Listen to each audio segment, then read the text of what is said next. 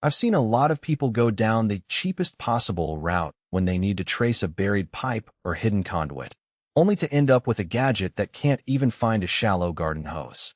The regret that follows extra digging, damaged landscaping, or even a call to a pro you could have avoided is real. That's why I paused before buying any low-cost locator and decided to dig into something that promised reliability without the premium price tag. Link is in the description if you want to check the product details on Amazon. When you're standing over a patch of grass, trying to decide whether to cut a trench or call the plumber, the hesitation is all about risk. A half-hearted tool can leave you guessing, and the cost of a wrong guess can quickly outstrip the savings you thought you were getting.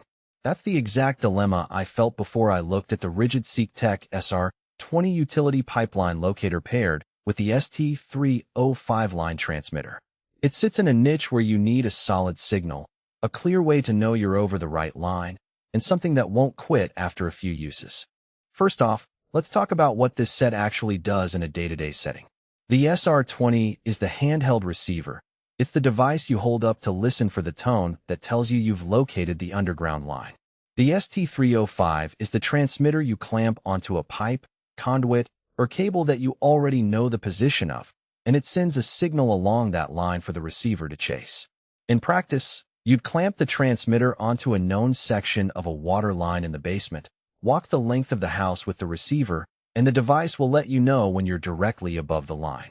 That simple workflow is what professionals rely on when they're planning a remodel or when a homeowner wants to avoid cutting a lawn to install a new sprinkler. One of the most practical strengths I noticed is the way the receiver gives both audible and visual cues. The tone isn't a faint beep. It's a solid, easily distinguishable sound that rises in pitch as you get closer to the transmitter. At the same time, there's a small LED bar that lights up progressively, which is a lifesaver when you're working in low-light conditions like a dimly lit basement or after sunset. That dual feedback means you aren't forced to stare at a screen the whole time. You can keep one eye on the ground and still know when you're on target. Another point that matters in real-world use is the durability of the housing. RIDGID tools are built to survive job sites, and this set feels like it belongs in a truck drawer that gets tossed around. The receiver's grip is textured enough to stay firm even when you have muddy hands, and the transmitter's clamp locks securely onto pipes of different diameters without slipping. For anyone who's ever tried a cheap locator that cracked the moment it hit a rock, the ruggedness here is a clear win. Battery life is often a silent deal breaker, especially if you're spending a whole afternoon tracing multiple lines.